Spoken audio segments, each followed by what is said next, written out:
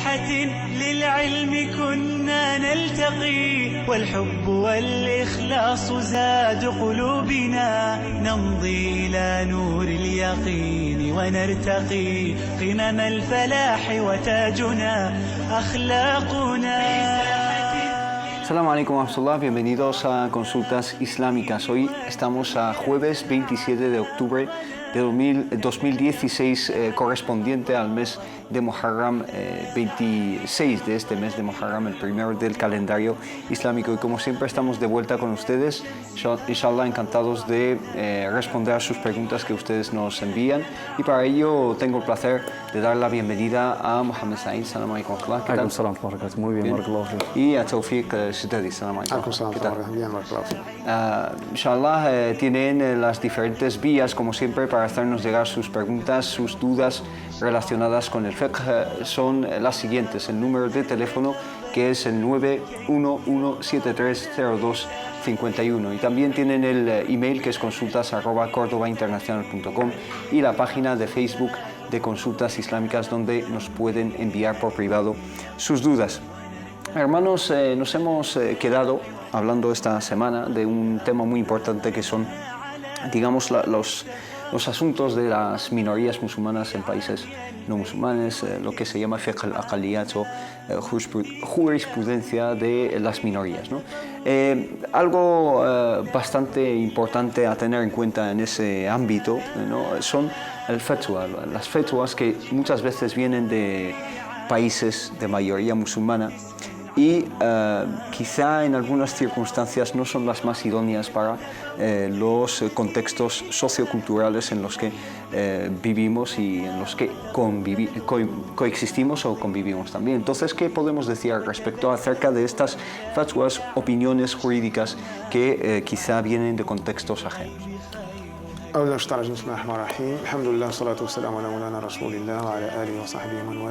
nombre de Allah, el clemente y misericordioso, alabado sea Allah subhanahu wa ta'ala.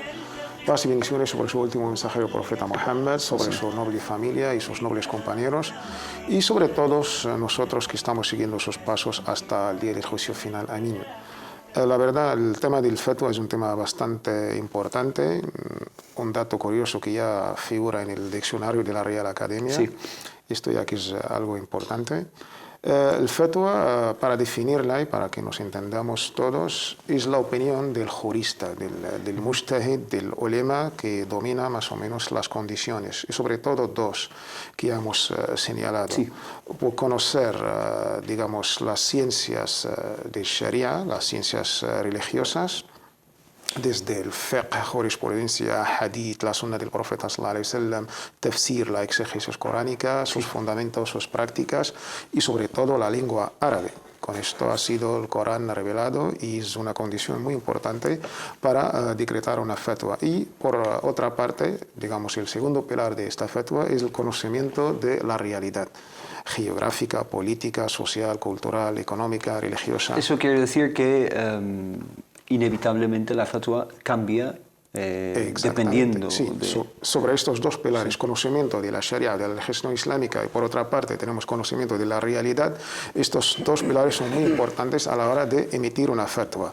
Y por esto, del segundo pilar que he mencionado, que es nuestra realidad, lo que hemos mencionado como una minoría, aunque este concepto ahora últimamente es bastante relativo, mejor hablar de una jurisprudencia de ciudadanía musulmana. Ya somos ciudadanos, sí, no somos una minoría en digamos, las definiciones sociopolíticas.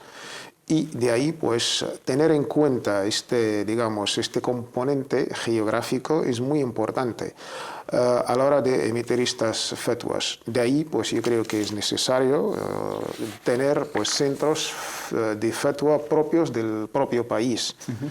Porque viviendo en el país ya tenemos conocimiento a fondo de nuestros problemas, de nuestra realidad, y de ahí, pues, yo creo que importar fatwas desde fuera no es lo idóneo ni lo correcto, porque gente que viene de fuera, con todos los respetos, pues desconoce nuestra realidad en todos los ámbitos. Muchas veces intentando resolver problemas crean otros problemas, ¿no? Exactamente, es lo que siempre hemos denominado como cuando, pues, los que nos visitan con, digamos, pues desconociendo esta realidad, la verdad, pues a veces sí se confunden cosas y se crean bastantes problemas. Y esto ya es algo obvio y conocido en nuestra jurisprudencia islámica. Una de las normas es que un faqih, un ulema visitante, pues tiene que respetar al faqih local de la propia mezquita o de la propia ciudad o de la propia realidad. Y derivar las cosas exactamente a esa persona. Hermano José, ¿qué decir al respecto? Bismillahirrahmanirrahim, alhamdulillah, sallallahu alaihi wa sallam, ala mulana rasulillahi wa alihi wa sahbihi wa man walah. En el nombre de Allah, el misericordioso y el clemente, alabado sea Allah, que la paz y las bendiciones de Allah sean con su amado profeta Muhammad, sus familiares, compañeros y aquellos que siguieron su guía con bondad y rectitud hasta el día del juicio final. Hemos establecido en espacios anteriores que la jurisprudencia de la minoría, fiqh al-aqalliyat, o fiqh al-muqtarib, o fiqh al-muhajir, o el mubta'ad, o incluso el turista, el sa'ih, el viajero, forma parte del conjunto de la jurisprudencia islámica. No es un apartado ajeno, foráneo, digamos, totalmente aislado a las fuentes, ¿no? y de nuestras referencias jurídicas, sino forma parte, como forman parte otras secciones del fiqh, como fiqh al-mawarith, fiqh al-ahkam al-sultaniyya o siyasa al-shar'iyya, como fiqh al-amwal, al-muamalat, etc. Por lo tanto, las bases son las mismas. Cuando se trata de importar fatwas o opiniones jurídicas en esas líneas generales de las bases fundamentales de la jurisprudencia, ahí no hay ningún problema, porque estamos hablando del mismo estatuto legal, del mismo juicio legal, que no cambia con el tiempo y con las circunstancias, o las circunstancias espaciotemporales, si se puede decir, porque la obligatoriedad, por ejemplo, de la oración es la misma aquí en cualquier otro país islámico de mayoría musulmana. Ciertos juicios legales pues tienen la misma connotación, tienen la misma vigencia en todos los lugares. Pero importar fatwas y opiniones jurídicas en lo que denominamos en la jurisprudencia nawazil, o hechos, digamos, insólitos, hechos específicos de novedades o temas que hay que tratar en cierto contexto geográfico, social, con sus circunstancias específicas, ahí importar unas opiniones jurídicas o consultar a organismos o a instituciones o a personas. Si son instituciones, tienen la capacidad de pronunciarse en estos temas y emitir un pronunciamiento jurídico claro, pero si hablas con sabios, con eruditos, por muy preparados que sean, pero desconocen totalmente esa realidad y no se imaginan, digamos, esa situación, porque siempre hemos hablado de una máxima en nuestra jurisprudencia, al hukmu ala shay'i far'un min tasawwur, juzgar algo o pronunciar un juicio jurídico emana desde un concepto claro sobre ese juicio legal. Si yo no sé lo que es una cuestión, una transacción financiera, o mi especialidad no son las transacciones financieras desde la perspectiva islámica, si tienes una visión equivocada, o vivo en otra realidad que no tiene absolutamente nada que ver con el contexto que me está consultando, y esto son palabras de Ibn al-Qayyim y son palabras de Sheikh al-Islam Ibn Taymiyyah, estamos hablando del siglo VII, ¿no? Han rechazado que un sabio, un erudito, se pronuncie en temas relacionados con otra realidad geográfica diferente a la suya. Y no ven lógico ni oportuno que una persona, por ejemplo, desde España coja un teléfono y llame a Marruecos o a Arabia Saudí o a Egipto para consultar a un sabio en una cuestión que no forma parte de los fundamentos y de las cosas que no son variables, ¿no?, en nuestra jurisprudencia, sino son hechos concretos que debe conocer esa persona, debe haber vivido en Occidente, saber sus condiciones, sus circunstancias diarias de las personas aquí, ciertas denominaciones populares, ciertas costumbres, ciertos términos convencionales, ¿no?, para que pueda tener un concepto claro sobre esa cuestión y emitir un juicio. Por lo tanto, llamamos a nuestros hermanos que siempre recurran a las fuentes más cercanas, ¿no?, a los imames de sus mezquitas, a los organismos oficiales locales o europeos, para que se pronuncien en esos temas, y que la comunidad musulmana, ¿no?, como minoría en ciertos contextos occidentales, establezca ya unas referencias claras sobre los temas que les atañen en su vida cotidiana. Hay que zanjar ciertos temas, no hay que dejarlos abiertos al debate. El tema de las transacciones financieras tenemos que establecer un marco ya jurídico y cerrarlo y zanjarlo desde desde la perspectiva de fiqh al-aqalliyat o desde cualquier otra perspectiva, porque siempre estamos planteando las mismas preguntas, el tema de las hipotecas, el tema de los créditos personales, el tema de las transacciones bancarias, las tarjetas de crédito, el tema de la comida halal, el tema de la transformación química de los aditivos, etcétera, el tema del niqab, hijab, etc. Todos esos temas tenemos que salir ya con un marco establecido y luego tratar casos personales o particulares según sus circunstancias, no individuales. Mohamed Said acaba de mencionar, por ejemplo, el tema de las hipotecas y otros temas. ¿Existe divergencia acerca de temas así? Es decir, cuando hablamos de fiqh al-aqalliyat o la jurisprudencia de algunas minorías, de la minoría musulmana, ¿qué diferencias se pueden ver con el fiqh en su totalidad? Son dos temas bastante básicos en nuestra jurisprudencia islámica y más bien en usul fiqh, los fundamentos de la jurisprudencia islámica. Algo que es el hukm shara'i y otra cosa que es el fatwa. El hukm shara'i, el estatus pues, jurídico. Sí. Esto no cambia nunca, es lo mismo. Y otra cosa es el fatwa, el pronunciar este juicio jurídico, este veredicto, según la persona, según el tiempo, el espacio y varias condiciones. Sí. Esto sí que va cambiando. Cuando hablamos de la usura, de la especulación como transacción económica, lo que se denomina en nuestra jurisprudencia arriba, es totalmente prohibido con todo el consenso de la umma, no solamente de sunitas o chiitas. Y aparte, las aliyas coránicas y los hadices son muy explícitos.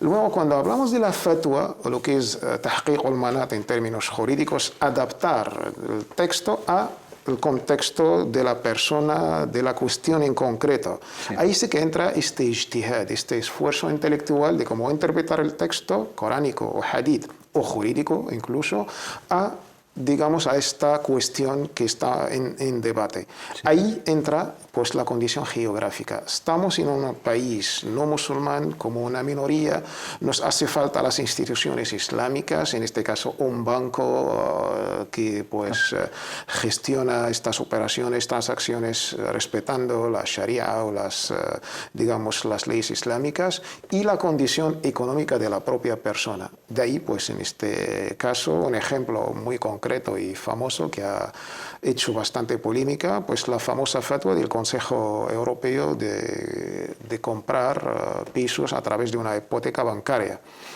A través de más de 30 y pico pues, sabios y ulemas, pues han llegado, después de agotar todas las vías posibles, en este caso para entendernos, las vías halal, las vías permitidas, desde el préstamo, desde un banco islámico, y teniendo una urgencia, una necesidad, pues han permitido pues comprar a un banco tradicional, convencional, sí, con estas condiciones, pasando con ciertas, digamos, opiniones de la escuela halafi por aquí. Pero lo han declarado halal totalmente. Como una urgencia, como una necesidad, no halal por definición, lo han declarado que no es halal, pero teniendo una necesidad, una urgencia y no hay otras alternativas, se puede correr a esta transacción económica. Esto para entendernos cómo se adaptan estas fatwas, pero reconociendo que el propio juicio de esta transacción no es halal, es totalmente prohibido. Esto para tener un ejemplo concreto. Y cuando hablamos de estas fatwas o de estas adaptaciones, pues teniendo en cuenta algo que ya es conocido incluso en nuestra legislación, desde ya la escuela Shafi'i, desde la escuela Hanbali, desde en sus, digamos, fuentes, después del Corán, la Sunna, el Ijma, el consenso, el Qiyas, la analogía, pues hay también otras fuentes. Pues una de ellas es, por ejemplo, el maslaha, o el beneficio, o el interés, algo que no perjudica. Pues el urf. Esto es muy importante, la tradición, las costumbres, nuestra realidad aquí en estos países. Sí. Y esto a la hora de establecer estos juicios o estos veredictos hay que tenerlo, la verdad, en cuenta. Vamos a empezar con algunas preguntas. Nos pregunta esta hermana lo siguiente, dice: Assalamu alaikum wa rahmatullahi wa barakatuh. Quisiera por favor que me respondieran a una duda, inshallah. He estado casada 3 años con mi marido y el 21 de agosto nos hemos divorciado, nos dice. Y ahora, inshallah, queremos casarnos otra vez, quieren volver juntos. Nos dijeron que deberíamos esperar 3 meses. ¿Es esto cierto? ¿Y cuánto tiempo debemos esperar realmente? Necesitamos más detalles, ¿no? para darle una respuesta específica y completa, pero en términos generales sabemos que hay diferentes tipos de divorcios en nuestra jurisprudencia. Tenemos el divorcio reversible, que es el talaq al-raj'i.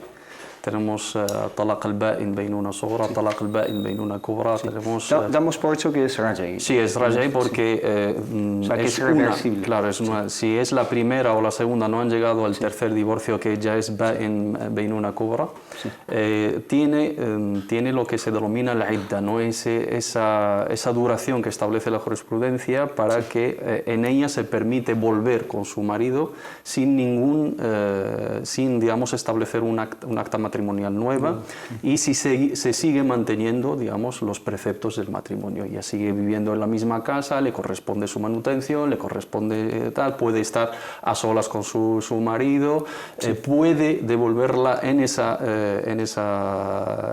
idda sin aqdi, sin otra dote nueva y sin un acta.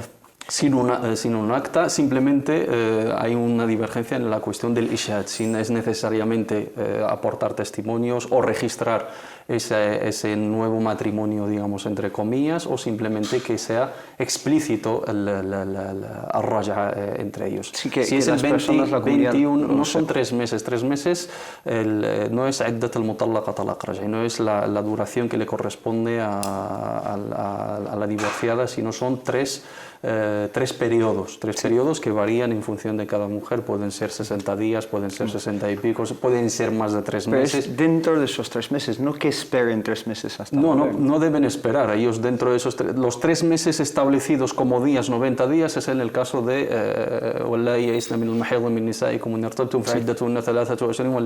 la mujer que no menstrua. Ahí se cuentan 3 meses establecidos por la jurisprudencia. Pero aquí son 3 periodos. El mencionado en el Sagrado Corán, con la diferencia entre nuestras escuelas jurídicas, o es el tohr o es el haid. Por lo tanto, en esa franja no deben esperar ningún tiempo y pueden volver. Si es el 21 de agosto, 21 de diciembre, 21 de octubre, estamos hablando de 60 días aproximadamente, ¿no? 60 días depende de si ha pasado esos 3 periodos o no. Si todavía no los ha pasado, pueden volver directamente con una intención y con una declaración de esa raj'a.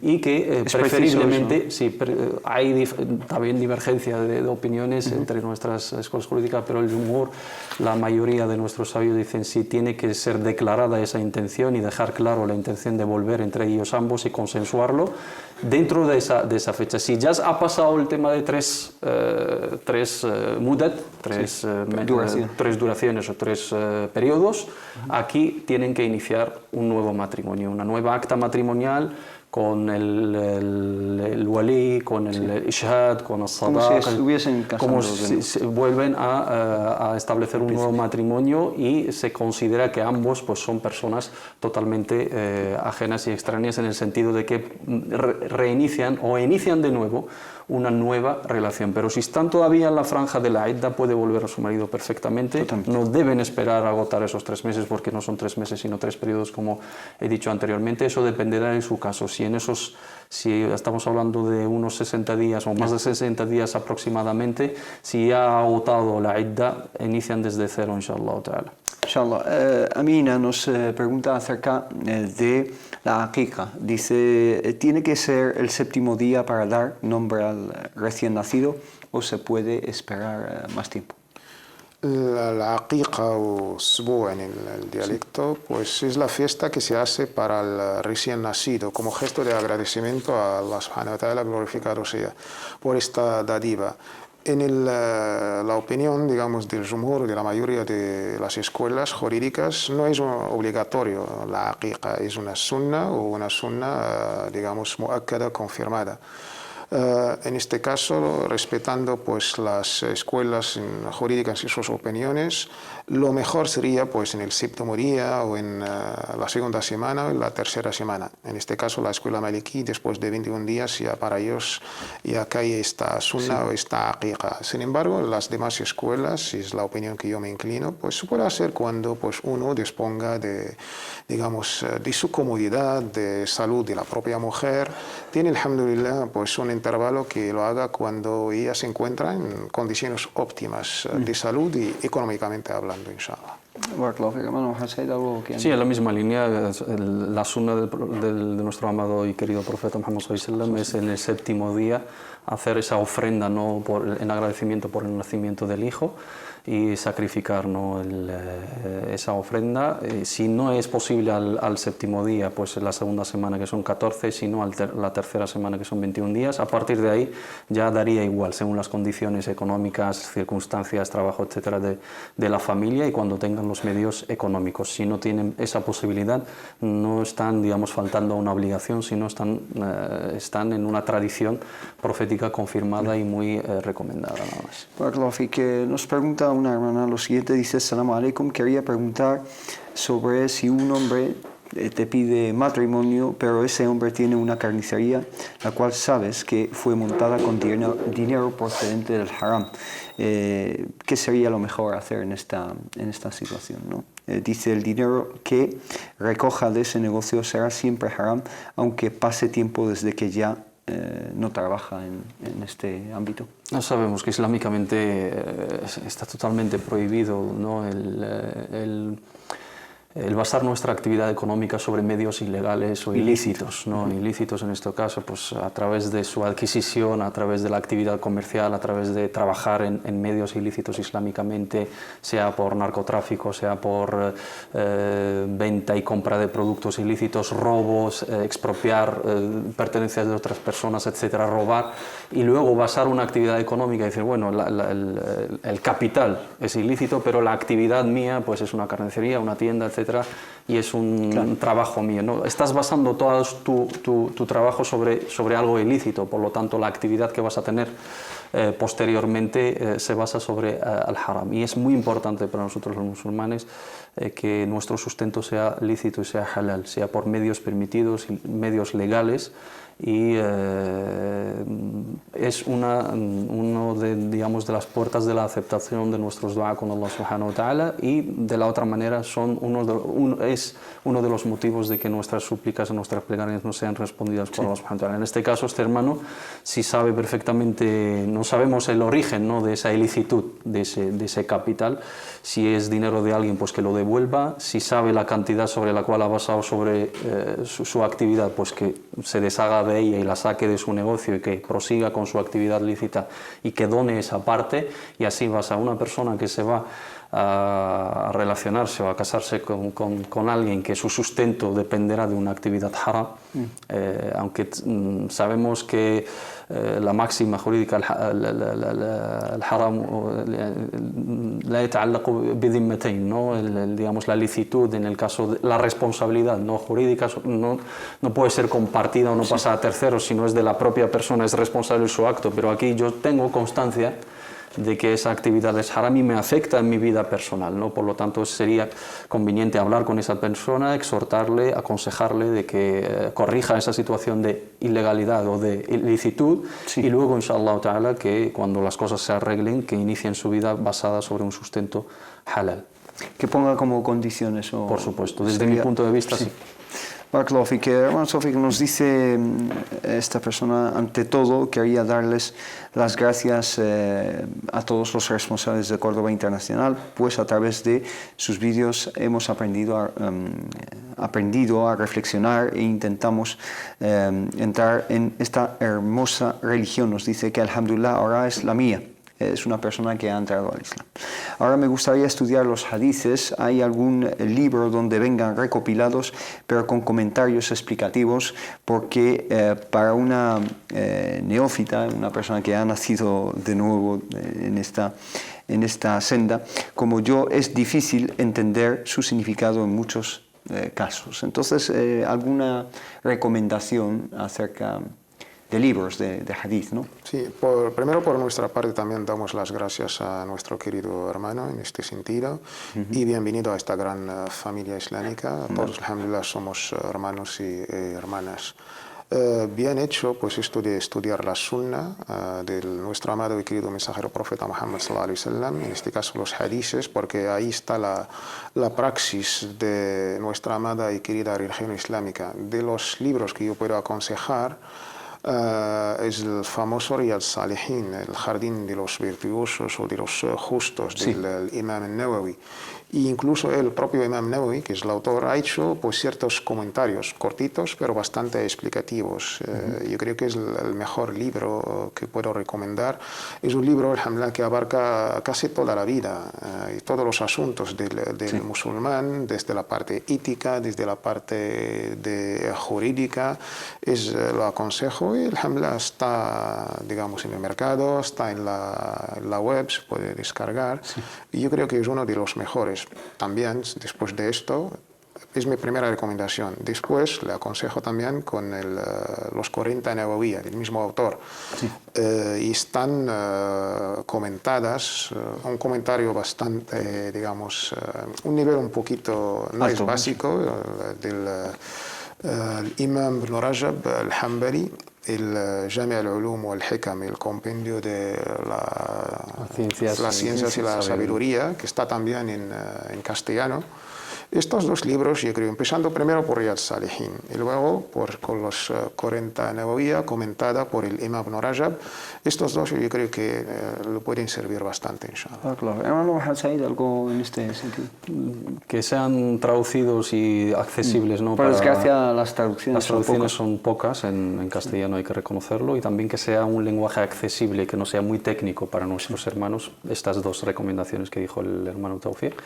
Y también el Mukhtasar, el Sahih al-Bukhari también está traducido de la editorial Madrasa, el Muwatta al-Imam Malik también, pero son libros un poco más técnicos, necesitan una base ya en las ciencias islámicas para poder entender ciertos lenguajes, ciertos contextos, las categorías de los hadices, etc. Pero esas dos recomendaciones, Riyad Salihin, al-Nawawi, Arba'in Nawawi o Jami' al-Ulum wal-Hikam, son muy buenas para iniciar. Barakallahu fik, inshallah nos vamos a una pequeña pausa y volvemos enseguida aquí en Consultas Islámicas.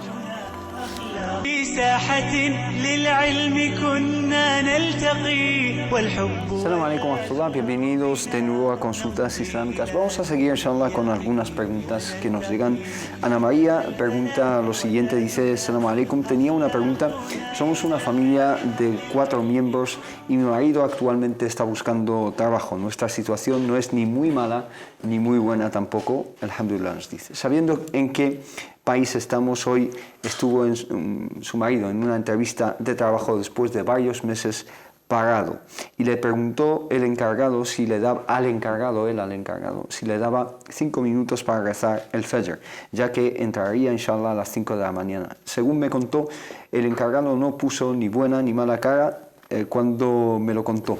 Le dije que no tenía que habérselo dicho, ya que el Fajr creo que se podía adelantar o que también después de que lo contrataran con más seguridad podría preguntarlo, pero no en la entrevista en sí. Entonces, ¿qué decirle a este hermano que está buscando trabajo? Quizá este tipo de preguntas o de información. Está bien que se preocupe por sus obligaciones religiosas como musulmán y hacerlas compatibles con sus labores profesionales, con su trabajo, y negociarlo desde el primer momento con sus jefes y llegar a un acuerdo para que en sus tareas, ¿no?, en su trabajo, o el desarrollo de sus funciones en su trabajo no sean incompatibles con el rezo. Pero el rezo es una obligación individual, igual según el horario que tiene, puede ajustarlo, ¿no?, a sus necesidades y puede rezar en los márgenes de tiempo que tiene de descanso, de pausa. No es cierto, como dice la hermana ahí, que lo puede adelantar. No se puede adelantar al Fajr. Ningún rezo se puede adelantar antes de su tiempo, salvo los casos de juntar los rezos que son el Dhuhr, el Asr, el Maghrib y el Isha para las situaciones que lo requieren. Y también tiene un tiempo límite, que el Fajr es desde el inicio del alba, el tiempo del Fajr, hasta la salida del sol, ¿no? 1 hora y media aproximadamente, 1 hora 40 minutos, que es la franja en la cual puede rezar. No es necesario que rece a primera hora en el momento del adán, justo después, que es preferible, pero lo puede dejar en ese margen. Pues cuando empiece a trabajar, que negocie una pausa de 5 minutos. Efectivamente el Fajr, que son 2 rak'at, 2 unidades de rezo, no requiere mucho tiempo, sino estamos hablando de 2-3 minutos como mucho, que es como una pausa de salir a fumar o de tomar un café o de hacer un parón para desayunar o lo que sea. Entonces en en ese tiempo lo puede establecer. Sí, debemos preocuparnos, por supuesto, por nuestra oración, por nuestras obligaciones religiosas en el momento de pensar en el trabajo, porque es un trabajo que tiene que ver con nuestra vida cotidiana, el horario del trabajo afecta a nuestras obligaciones religiosas, hay un marco, alhamdulillah, jurídico que también establece unos derechos para los trabajadores musulmanes y siempre abogamos y siempre lo hemos aconsejado aquí por el diálogo, por la buena conducta, hablar amistosamente con los jefes, y yo creo que cuando vamos con las ideas claras y con las cosas claras desde un primer momento y demostramos nuestros valores sin complejos y negociamos abiertamente con los responsables, creo que eso es algo positivo. Lo malo sería empezar a trabajar y luego después de un mes decirle, oye, a mí me toca rezar. Pues no te tocaba rezar hace 2 meses que has empezado, solamente ahora. Cosa que ha pasado con los hermanos con el tema del viernes, con el tema de... Dejarlo claro. Dejarlo claro desde un primer momento. Yo creo que también demuestras tus valores a los responsables de tu trabajo y sin complejos, ¿no? Yo soy musulmán, me toca rezar, por favor, si se puede y podemos negociar, puedo, digamos, compensar ese tiempo de la oración después o utilizar mi tiempo de la pausa en la oración, solamente son 2 minutos, es una obligación, o en esa franja puedo rezar y en algún sitio. Yo creo que la mayoría, ¿no? Y hablamos desde nuestra experiencia personal, la mayoría de los hermanos nunca tuvimos ese problema en el momento de plantearlo así abiertamente, educadamente, con un diálogo. Dice, ¿tengo yo razón o mi marido lo hizo bien en este caso? Y dice, si lo contratan o no, os lo comunicaré, inshallah. Espero que sea que sí. Hizo muy bien su marido y esperemos, inshallah ta'ala, con esa preocupación por los valores de su religión y por sus obligaciones, que Allah subhanahu wa ta'ala le facilite ese trabajo, le facilita algo mejor, inshallah. Inshallah. Hermano Sofiq nos pregunta Iman, lo siguiente, dice, Assalamu alaikum, mi duda es si es lícito hacer dua suplicando a Allah que nos decrete en matrimonio con una determinada persona, y espero a que nuestra súplica sea respondida y que sea así su decreto final, nos dice. Sí, si esta persona pues reúne las condiciones que nuestro amado y querido mensajero profeta Muhammad sallallahu alaihi wasallam pues requiere para el marido, en este caso, incluso para la mujer, sí, es lícito, es permitido pues pedir a Allah subhanahu wa ta'ala que este señor o que esta señora estará pues como mi mujer o como mi marido. Sí. Y experiencias también que hemos visto en la sira del profeta y los sahabas, algo similar y que se acerca a estas circunstancias. ¿Hay alguna situación en la sira que...? Como si Allah subhanahu wa ta'ala ya estaba preparando el matrimonio de nuestra madre a Aisha o otra al profeta Muhammad sallallahu alaihi wasallam, que lo comunicó después, que incluso pues el propio padre puede pedir matrimonio al marido por su hija, que esto ya en la cultura nuestra un poco chocante. Entre esto y el otro, pues sí, si la hermana ve que este futuro marido, inshallah, reúne estas condiciones de moral, de ética, de comportamiento islámico, pues que pida a Allah subhanahu wa ta'ala. Hermano Muhammad, Mariama nos pregunta lo siguiente, dice, Assalamu alaikum hermanos, por favor, tengo una duda y quiero vuestra respuesta. El próximo viernes hay fiesta de Halloween y he estado buscando últimamente por internet y descubrí que es una fiesta, incluso dice satánica. Y no la debemos celebrar. Mi niña tiene 5 años y le encanta disfrazarse. La pregunta es, ¿la llevo al cole o mejor hablar con ella y explicarle que no tenemos que celebrar esa fiesta? Hay una gran diferencia entre celebrar una fiesta, que sea de índole pagano o que pertenece a una ideología, a una confesión que no es la nuestra, que tenemos clara la postura islámicamente. No podemos celebrar las fiestas que tienen una connotación religiosa de otras confesiones. Respetamos las fiestas de las otras confesiones, las otras religiones, pero no compartimos, ¿no?, esos valores, porque tenemos nuestras propias fiestas litúrgicas, jurídicas, tenemos nuestras celebraciones, tenemos nuestros días, etc. Hay una grandísima diferencia entre celebrar una fiesta que en la actualidad también se convirtió en algo cultural, en algo social, celebrarla nosotros personalmente creyendo en sus valores, compartiendo sus valores, y lo que plantea aquí la hermana, que es la participación de unos niños en un contexto infantil en el colegio, con la inocencia que ello requiere, con, digamos, la capacidad intelectual limitada de esos niños de no tener un concepto claro sobre esas celebraciones y lo que implica, ¿no?, privarles de esa participación con sus amigos. Un niño de 3 años, de 5 años o incluso de 6, si hablas con él para explicarle el trasfondo de esa celebración, no lo va a entender.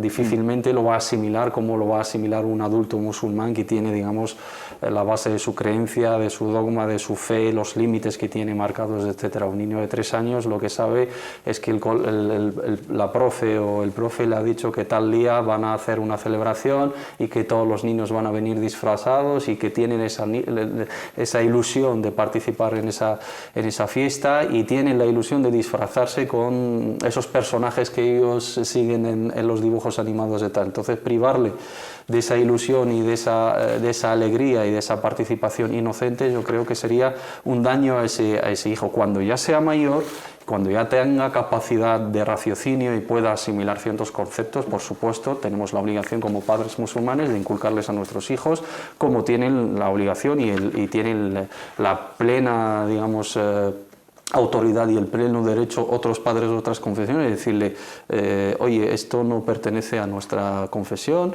no celebramos estos conceptos, son conceptos contradictorios a nuestra base, no celebramos esta fiesta porque no es de nuestra cultura, etcétera. Debes respetarla, puedes participar hasta cierto límite, pero no debes creer en sus fundamentos. Si tiene esa capacidad el niño, pues debemos hacer ese ejercicio educativo e inculcarle esos fundamentos o esos conceptos poco a poco, pero desde mi humilde opinión, cuando se trata de niños de muy temprana edad, que no saben de qué se trata simplemente la diversión, y tenemos la certeza de que en esas celebraciones en los colegios o en las escuelas no salen del marco de la diversión, no se les inculca ningún valor a esos niños, no se les inculcan valores satánicos a esos niños en esas celebraciones, no se enaltece, ¿no?, la figura de nadie ahí, ni se les inculca, no hace ninguna liturgia, no hace ninguna práctica religiosa, simplemente además que está totalmente prohibido, ¿no?, porque es proselitismo y porque es también jugar con la digamos, ideología de esos niños inocentes, y no están en una edad preparada para eso, simplemente diversión. Creo que no pasaría absolutamente nada, inshallah ta'ala, si su hijo participa o su hija participa, teniendo ella claro esos conceptos, aceptando. Si opta por la otra postura, está en su pleno derecho y es totalmente respetable también. Claro, Tawfiq, Ismail nos dice lo siguiente, dice: Assalamu alaikum, hermanos, me llamo Ismael y llevo un par de años que cada vez estoy más interesado con todo lo relacionado con el Islam.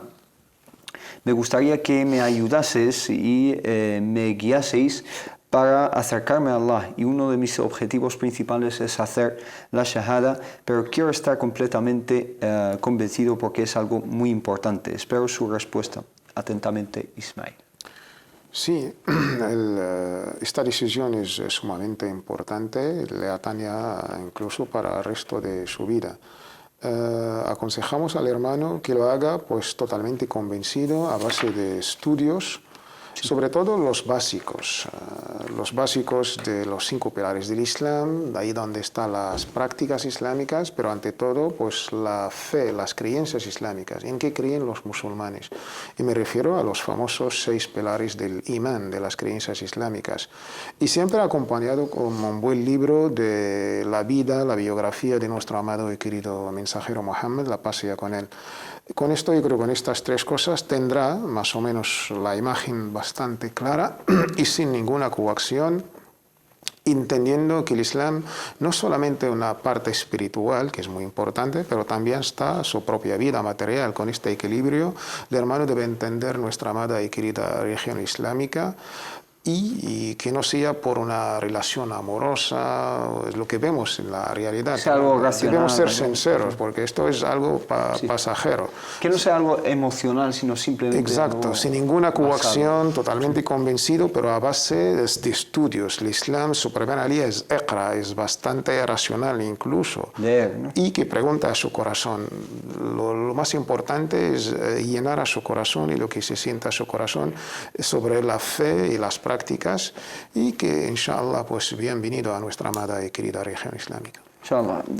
Mariam pregunta lo siguiente, dice: Assalamu alaikum, soy Mariam de Ceuta. En primer lugar, felicitaros por vuestro programa, ya que nos ayuda mucho para solucionar dudas que son fundamentales para la práctica de nuestra religión.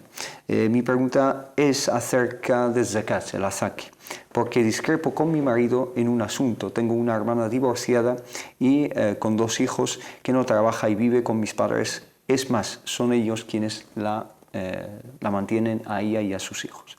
Ya vi un programa donde el hermano Mohammed Said exponía que para la familia era correcto dárselo, pero mi marido dijo que no, porque escuchó en la mezquita decir al imán que si vivía en el núcleo familiar no podía dárselo. Mi hermana, su ex marido, no le pasa ningún tipo de manutención ni a ella ni a sus 2 hijos. Espero no haberme alargado mucho y muchas gracias y un gran saludo. Por supuesto se lo pueden dar si está en la situación de necesidad económica, porque las 8 categorías mencionadas en la ley coránica, al-asnaf al-thamaniya o al-mustahiquna liz-zakah, los merecedores del azaque, de la limosna obligatoria que debemos sacar sobre nuestros bienes digamos guardados, que no necesitamos, con un mínimo imponible, con unas condiciones que ya hemos explicado más de una vez. Son los necesitados, los necesitados, los que no tienen recursos económicos,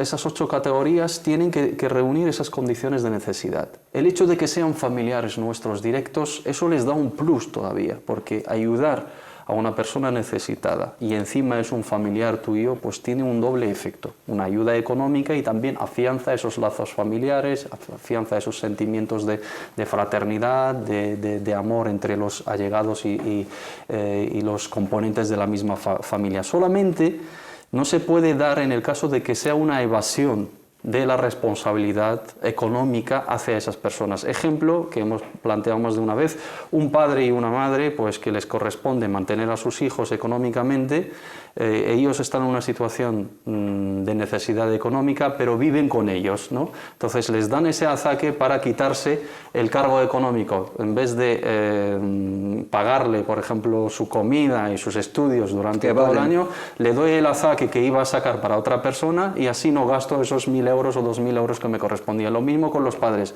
Mis padres viven conmigo, pero son padres necesitados, no tienen riqueza, no tienen digamos ingresos económicos y están mal económicamente y son necesitados, pero viven conmigo. Yo les mantengo y tengo la obligación como hijo de mantenerles. Me corresponde sacar el azaque, en vez de dársela a un pobre, a una persona necesitada ajena, pues se lo doy a mis padres para evitar mantenerles económicamente. Pero si viven lejos o tienen su propia economía independiente y son necesitados, pues debería dárselo a mis padres o a mis hermanos o a mis tíos o a los allegados antes de dárselo a otras personas. Su hermana es divorciada, vive con sus padres y ella vive con su marido, entonces si les corresponde sacar el azaque, se lo pueden dar perfectamente sin ningún problema. Es más aconsejable, es loable en este sentido ayudar a nuestros familiares. Barakallahu fik, que nos llega una pregunta acerca de la herencia, que muchas veces hemos dicho que no es un tema predilecto para nosotros. No nos gusta hablar de temas de herencia porque afectan a familias y incluso muchas veces no tenemos los detalles suficientes para hacerlo. De todas formas voy a exponer este tema que nos llega y veremos si podemos responderlo. Dice esta hermana: buenas tardes, tengo una pregunta que realmente es importante. Mi marido, su padre murió hace años y dejó 2 viviendas y un terreno. Mi suegra alquiló una vivienda y se fue a vivir a la otra. En años, su hija menor, casada y con hijos, decidió que quería vender y mi marido, al ser el mayor de 6 hermanos, le dijo que no, que mientras su madre esté viva, que viva en esa vivienda. Resumiendo un poco la pregunta, vendieron las viviendas, el terreno, se repartieron la herencia sin tener en cuenta a este hijo y a otro hermano, nos dice. Ahora me pregunto yo si esto es ilegal y si esto es justo, y mi marido dice que el dinero se acaba y a ver cómo acabarán, si va a haber, digamos, una reconciliación o no. ¿Qué podemos decir acerca de esto? ¿Es correcto lo que han hecho? ¿No? No, desde luego no es correcto. El tema de la herencia es bastante, digamos, incluso respetado y sagrado en nuestra amada y querida región islámica. Es un tema bastante clásico en ciertos países. Después de que el padre, en este caso, pues fallece, pues ciertos hijos optan por no repartir la herencia porque todavía está la madre viva. Y luego, pues circunstancias de la vida, unos se aprovechan, otros no. Lo que se ha hecho está bastante, digamos, muy mal hecho. Por la parte, digamos, islámica han cometido algo bastante grave, que es privar a sus hermanos de su derecho y de su parte en esta herencia. Y también, digamos, en ciertos países, digamos, musulmanes, esto se considera como un delito. Sí. Incluso la justicia en este caso se puede pronunciar. Aconsejamos pues a esta familia que recapacite, que tenga temor de Allah subhanahu wa ta'ala y que arregle las cosas por la parte económica y también por la parte emocional y afectiva entre la misma familia, entre hermanos y hermanas. Precisamente de eso nos habla, de la parte afectiva, especialmente entre el hermano y la madre. Nos dice: al final me preocupa porque mi marido apenas ve a su madre porque su hermana no quiere, y a esto no sabemos qué hacer. Mi marido es una bellísima persona, leal, digna, un buen padre, musalli, es decir, una persona que guarda sus oraciones, ayuda a todo el que puede, es muy querido por todos, y lleva a ella casada con él 25 años, que dice que son los mejores de su vida. Entonces nos pregunta si cómo afecta esto a su relación con su madre, si debe ir a su madre de todas formas. Como bien ha dicho él, ¿no? Que el dinero se acaba, ¿no? Y son mata' ad-dunya, son bienes mundanos, cosas pasajeras y efímeras que no vamos a mantener toda la vida, y sobre todo lo basado sobre el haram y lo basado sobre, digamos, lo ilícito no perdura en el tiempo y no tiene baraka, no tiene bendición.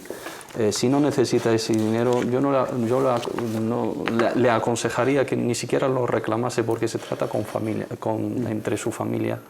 Si puede perdonar a su hermana, que la perdone. Su madre, por supuesto, no sabemos si lo que hizo lo hizo intencionadamente o está obligada por la presión de los otros hermanos, etc. Pero es su madre, ¿no? Se debe a ella, se debe a su sacrificio, habrá hecho muchísimo por él. Esas dos casas igual son el sacrificio del trabajo de sus padres. Sí le corresponde islámicamente, por supuesto, su parte, y la puede reclamar legalmente por la vía judicial, pero ¿a qué le va a llevar eso? A más disputa, a más discordia, a más separación, a más lucha. Si no necesita ese dinero, pues que se lo perdone, que arregle la situación con su hermana, y por supuesto con su madre, pues no se lo tiene que tener en cuenta bajo ningún concepto, porque es su madre, se debe a ella, ha hecho mucho por él, y si ha fallado con él, él no debe fallar con ella, por ese respeto y esa veneración que nos recomienda en nuestra religión, tanto el Sagrado Corán como la Sunna del Profeta Muhammad sallallahu alaihi wasallam, y que Allah subhanahu wa ta'ala le premie con el bien. Si va en esa línea, si ayuda a todos los demás y es bueno con todos, pues que intente, inshallah ta'ala, extrapolar esa bondad a sus familiares, perdonarles, y igual de esa manera, al ceder él y a renunciar su derecho y al acercarse a él, aunque es el damnificado, ¿no?, y el perjudicado en esta cuestión, igual recapacitan, inshallah. Y lo más importante, restablecer esos lazos materno-filiales con su madre, inshallah ta'ala. Barakallahu fik, hemos llegado al final de nuestro tiempo para hoy, inshallah. Simplemente darles las gracias a ambos hermanos, a Mohamed Said, muchísimas gracias. Un placer. Tawfiq también, muchísimas gracias por todo.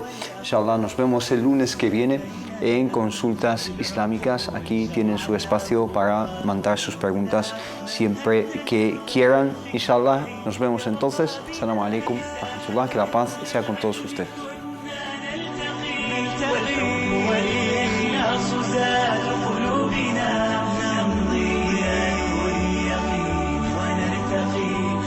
الفلاح وتاجنا أخلاقنا بتنا على باب التخرج حوما في عام 2009 عامنا نهديك يا أمي رحيقة فوق